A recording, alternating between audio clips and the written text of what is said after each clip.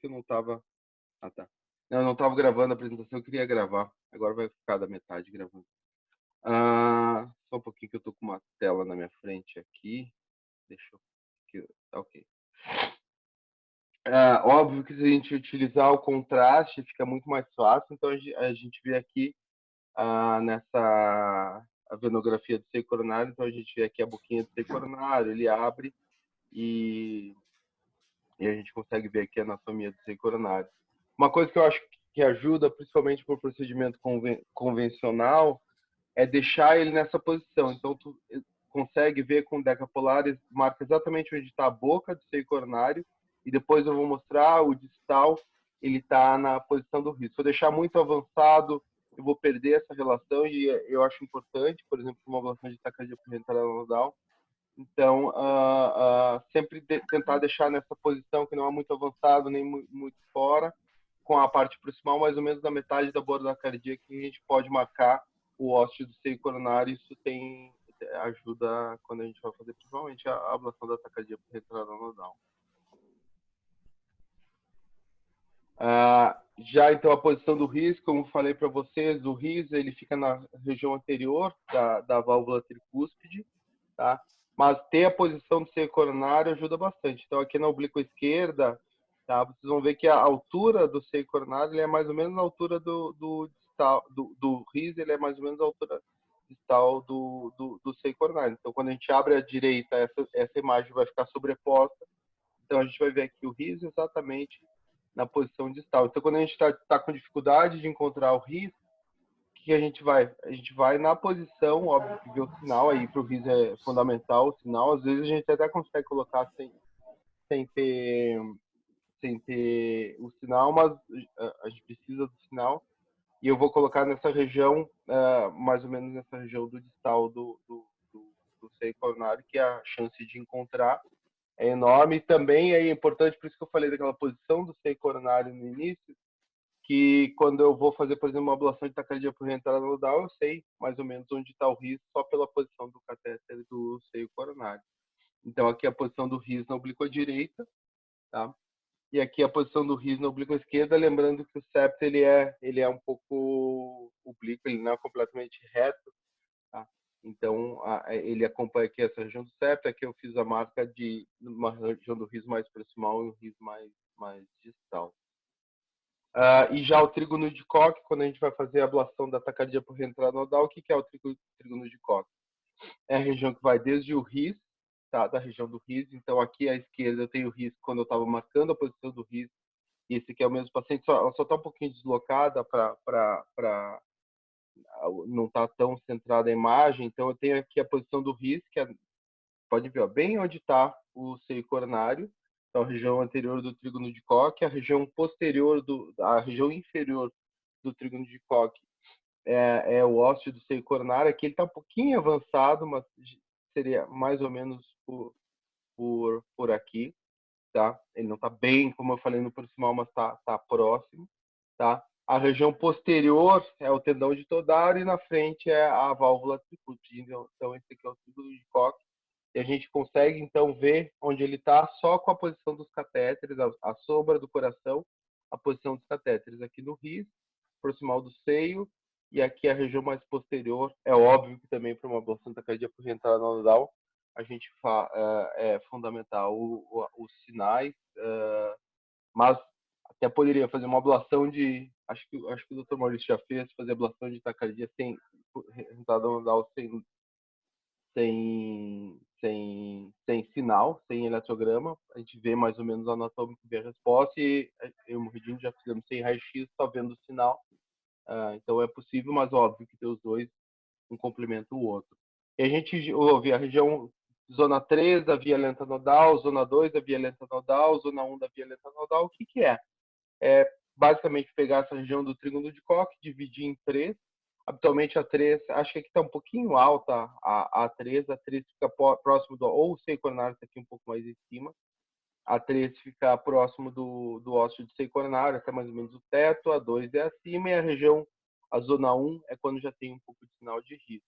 Aqui na oblíqua direita, aqui na oblíqua esquerda também. Então a gente vê que eu gosto de ver as duas para principalmente quem é mais novo, para começar a entender. Ó, aqui é mais anterior, mais posterior, na oblíqua esquerda, então zona 1, zona 2, zona 3, quanto mais vai afastando, mais vai aproximando da região do ósseo do seio coronário. Com relação às vias acessórias, as vias acessórias é mais fácil, porque ao invés de a gente trabalhar tridimensionalmente, a gente trabalha bidimensionalmente, desde que, óbvio, eu tenha um sinal de átrio e ventrículo de mesma amplitude. Por quê? Porque os anais atrioventriculares, eles vão formar um plano. Então, eu vou ter aqui a válvula mitral, eu vou ter aqui a válvula tricúspide, e as vias acessórias, então, vão estar relacionadas a esse anel, e então vão estar nas diferentes posições. Lembrando que na região anterior aqui da válvula mitral a gente vai ter a aorta pulmonar, então não vão ter vias acessórias anteroseptais esquerdas, tá? Mas a gente vai ter as paricianas que ficam nessa região, pode ser também mapeadas pela aorta, tem anterolateral esquerda, posterolateral esquerda, posterior esquerda, septal, posterior direita. Eu não gosto muito de posterior septal direita, esquerda, eu acho que é tudo, essa região é muito, vocês podem ver a complexidade dessa região, então é mais posterior-septal, às vezes a gente vai mais pela esquerda, às vezes mais pela direita, mas a posterior-septal é uma região que eu gosto de chamar de posterior-septal mesmo. Posterior direita, lateral direita, anterolateral, e como eu falei, aqui não tem a aorta, existe anteroseptal e existe a pariciana. E um pouco anterior, seguindo no septo, existem as vias médio-septais também. Pode ser esquerda, pode ser direita, mais comum a direita, e a oblíqua que a gente consegue ver melhor é na oblíqua esquerda. Vocês podem ver. Isso aqui é uma imagem em oblíqua esquerda, a gente vê o anel das válvulas atrioventriculares na oblíqua esquerda, então essa é uma projeção oblíqua esquerda. Agora vamos para o raio-x. Eu sei que está todo mundo com áudio no mudo, se fosse uma aula eu ia perguntar que posição é essa aqui, dessa via acessória. Essa é fácil, é a via acessória mais comum, tá? É a via acessória lateral esquerda. Vocês podem ver que o catéter está exatamente tá no ápice esquerdo, exatamente em cima do eletrograma distal do seio coronário. Então, essa aqui é uma via acessória lateral esquerda, aqui para facilitar mostrando o septo, lembrando que é oblíquo, anel da válvula mitral, aqui as posições, no caso aqui é a via acessória lateral esquerda. Agora aqui vocês podem ver que ele ainda está à esquerda, ele está do lado esquerdo do coração, só que ele está menos para o distal, ele está mais para a região posterior, então essa aqui é uma via acessória posterior esquerda. Aqui é uma via, então, póstero-septal, tá? Como eu falei, eu podia estar por dentro do seio coronário, por dentro do ato esquerdo, aqui na região esquerda, mas no caso aqui eu estou pela direita, chegando, então, na região póstero-septal. Pode se chamar póstero-septal direito por estar à direita. Se tivesse aqui por dentro do seio, ele seria a póstero-septal esquerda, ou deixa também o catéter apoiado assim, seria póstero-septal esquerda, mas no caso aqui, então, tá pelo lado direito, póstero-septal, depende muito de por onde que vai. Já aqui, você pode ver que a posição do catéter mudou. O que tem de diferente nesse aqui? Esse aqui foi um caso que a gente fez de uma via acessória lateral direita, mas que era uma ablação, foi uma ablação epicárdica. Esse aqui era um caso que era quarto procedimento, tá? Então a gente vê que o catéter, então a gente vê que o seio coronário, aqui tem o catéter no ventrículo direito, o catéter no anel da válvula tricúspide, e aqui ele está bem rodado para ter átrio e ventrículo. Vocês podem ver, quando ele fica nessa posição, aqui ele fica mais para o átrio. Para a gente ter anel, ele fica um pouco rodado para frente e ele fica ele sai da borda cardíaca, ele fica um pouco mais aqui para frente. Nesse caso, a gente fez coronariografia, como era uma aplicação epicárdica, a gente fez coronariografia, você vem aqui a coronária, então aqui é uma via acessória lateral direita, vocês podem ver que ele está bem oposto ao lateral esquerdo, então bem nas 9 horas se a gente for considerar a borda cardíaca, é bem nas 9 horas do relógio do coração. E já aqui na oblíqua direita, esse é do mesmo paciente, aqui o catéter no epicárdio, tá? Aqui o catéter na mitral, vocês podem ver, então, que ele está nessa posição lateral direita, e com aqui o desenho, então, do anel da válvula tricúspide. já aqui provavelmente esse é um dos casos do Muredini, que existe uma íntima relação da aorta com a região do risco, tá? Então, a gente consegue, esse catéter decapulares aqui na região do risco, a gente consegue com catéter na aorta, próximo à cúspide da coronária direita, na verdade, da transição, depois vou falar um pouco mais de aorta, tá? Na região da transição da cúspide não coronariana com a coronária direita, a gente vai ter um sinal de RIS e as vias paricianas podem ser abordadas tanto pela aorta quanto pelo lado direito. Lembrando, então, que as vias paricianas, como o RIS, fica na região anterior do anel da válvula tricúspide. Aqui é uma oblíqua esquerda, aqui numa oblíqua direita, já só o catéter do RIS. Então, a pariciana vai ser a mesma posição do RIS. Eu brinco que a via pariciana é uma das mais fáceis de fazer a ablação, porque o lugar que a gente tem que ir é o lugar que a gente vai em todo o procedimento. É óbvio que não é também, né? Porque tem o risco, mas posicionar o catéter é fácil. Existe, óbvio, problemas de estabilidade, tá? Por ele estar em cima e por baixo, a gente às vezes não consegue tanto contato, por isso que algumas vezes a gente vai, e é bastante útil para as vias paricianas, principalmente quando a gente não tem estabilidade do catéter, vir pelo pescoço. Por quê? Porque o catéter ele desce por aqui, estão vendo, né, o mouse? Ele vem nessa região e aí eu consigo ter contato nessa região para tanto a pariciana quanto a anteroseptal, eu consigo ter um bom contato e aumenta a chance de sucesso da ablação. Aqui que eu falei, as relações da aorta e das cúspides da coronária, a gente consegue ver, óbvio que a gente consegue ver pela anatomia, pelo raio-x. O sistema de mapeamento eletroanatômico ajuda bastante também, porque eu consigo, empurrando o catéter, eu consigo mostrar as cúspides da coronária, mas também o sinal ajuda bastante para a gente identificar em qual cúspide da coronária está. E basicamente o que é? Na coronária direita a gente vai ter um pequeno sinal de RIS e vai ter mais sinal de ventrículo, então na cúspide da coronária direita. A cúspide não coronariana eu vou ter principalmente sinal de átrio, que ela fica em cima dos átrios e da região pariciana dos átrios. Então, a cúspide não coronariana eu vou ter mais sinal de átrio. E já a coronária esquerda eu vou ter átrio e ventrículo, às vezes um pouquinho mais de ventrículo, se roda mais posterior um pouco mais de átrio, mas basicamente esse esse é o sinal. Então, analisando o sinal, quando eu estou na aorta, eu consigo identificar consigo identificar a posição dos catéteres. Aqui é uma taquicardia atrial da região pariciana, também os casos preferidos do Muredini. A gente vê aqui que tem um sinal de RIS no catéter do RIS, tem uma precocidade bem grande com relação ao início da P, com relação ao seio coronário, tá? Mas a gente abordando a região da aorta, a gente não vai ter sinal de RIS, a gente vai ter um sinal de Farfield, mas muitas vezes a gente consegue fazer a ablação dessas taquicardias atriais. Então, como eu já mostrei, a relação da aorta com o RIS, tanto na oblíqua esquerda quanto na oblíqua direita, é uma alternativa bem interessante para essas arritmias da região pariciana utilizar a aorta.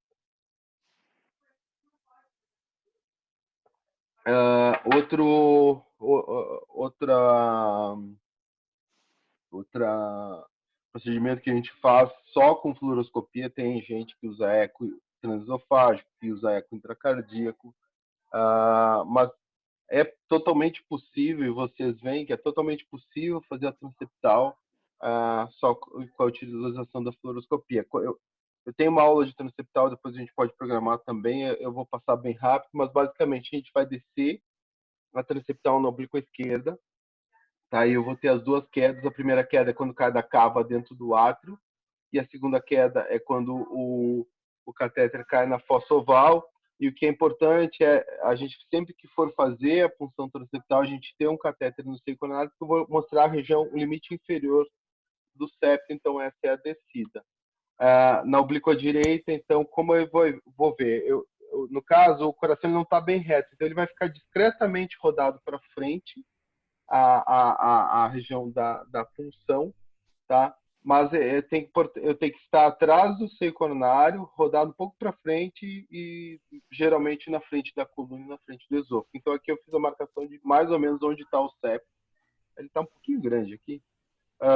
Então o septo vai ser nessa região entre o seio coronário e um pouquinho mais para trás. Seio coronário e a coluna, então essa é uma projeção boa. Daí, uma vez posicionado na direita, que eu sei que eu não estou nem muito anterior, nem muito posterior, lembrando que se ele estiver reto, totalmente reto, ele está posterior. Se estiver apontando para cá, para o seio coronário, ou estiver quase encostando no seio coronário, eu estou muito anterior, então é uma posição boa para fazer a punção, e aí sim eu vou atravessar o septo. Como eu disse, o objetivo não é a transeptal essa aula, mas as relações anatômicas. Quando eu vou cruzar o septo, eu vou pro oblíquo esquerdo de novo. Por quê? Porque eu tenho que cuidar de que a hora que eu cruzar o septo, ó, você pode ver que deu aquele saltinho, eu não vou cair muito para o lado esquerdo, não vou encontrar a parede lateral, o apêndice. Aqui ficou ruim, mas vocês podem ver que tem a injeção de contraste. Eu sei que o contraste, quando aqui ele vai dar quedinha. Aí deu a quedinha, injeto contraste, está aqui no lado esquerdo. Eu sei que eu estou no lado esquerdo, o contraste lavou, eu sei que não está no pericárdio. E também não sei que não fez a anatomia da aorta, que ele fica aqui. Tá? Então é uma posição adequada para avançar a bainha. Como eu disse, aí o foco na transeptal, a gente tem uma aula de transeptal que eu tenho todo o espaço que fica longo para fazer hoje aqui. Aí, uma vez dentro do átrio esquerdo, eu vou conseguir olhar as estruturas do átrio esquerdo. Esse aqui é um exemplo de uma taquicardia atrial focal, que vocês podem ver a posição do catéter. A gente tem aqui um catéter na veia cava superior, tanto para estimulação quanto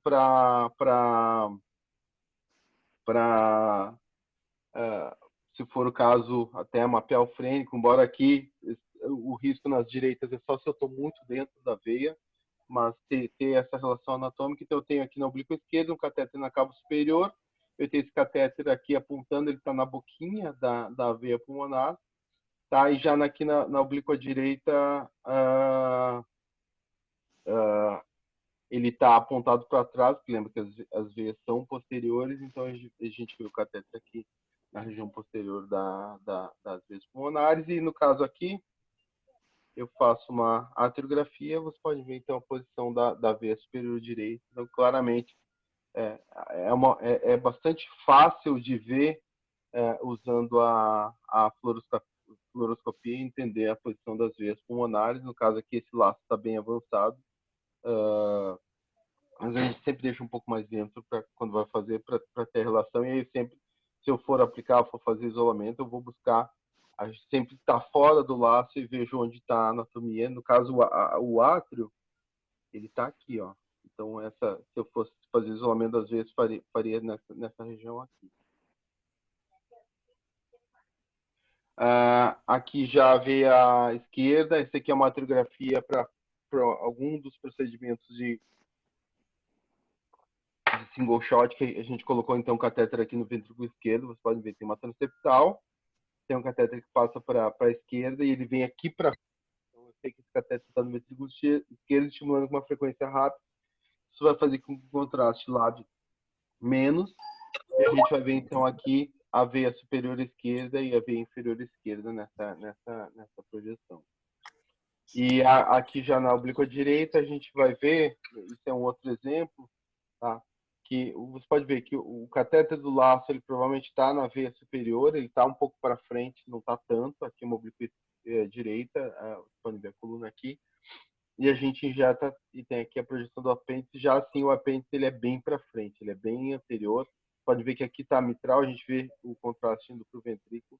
Então o apêndice ele é bem anterior. Se você lembrar aqueles slides lá da anatomia no início, pode ver que o apêndice é bem anterior. Para finalizar a aula, a gente tem ainda 7 minutos do Zoom. A anatomia das vias de saída. A via de saída é bastante interessante, tá? A via de saída do ventrículo direito, então, ela vai sair nessa região anterior e a artéria pulmonar ela é bastante anterior, então tudo que é mais anterior na borda cardíaca é a artéria pulmonar, tá? Na oblíqua direita e na oblíqua esquerda, uma das características do trato de saída, das vias de saída, esse aqui não é bem uma oblíqua esquerda, ela está rodando um pouquinho mais por cima, tá? É que à medida que eu vou entrando na pulmonar, ela vai indo para o lado esquerdo, e à medida que eu vou entrando, ou no caso, saindo da aorta, ele vai vindo para o lado direito. Então, existe esse cruzamento da artéria pulmonar e da aorta. Então, aqui com catéteres na oblíqua direita, e a oblíqua direita é bem boa para entrar com o catéter. Então, a gente vê o catéter na via de saída e na região anterior da via de saída, a região mais anterior, ele fica quase na borda anterior do coração. E no caso aqui, ele está um pouco mais dentro. Você pode ver que ele cruza para a linha do lado esquerdo do coração. Então, até eu falei no início, tem dúvida. Às vezes, a única condição para cruzar do lado esquerdo do coração estando à direita é ou estar dentro do seio coronário, ou óbvio que também tem um forameoval, ou então entrar na via de saída. Se eu entrei na via de saída, eu vou assim cruzar do lado esquerdo do coração. Já a aorta, eu optei por deixar essa imagem estática para ficar melhor. Então, vocês podem ver que a aorta ele é um pouco mais posterior à pulmonar, aqui na oblíqua direita. Tá? A gente pode ver aqui as cúspides. Beleza? Tem a injeção. Olá, Álvaro. Bom dia. Peraí. Alguém entrou aí.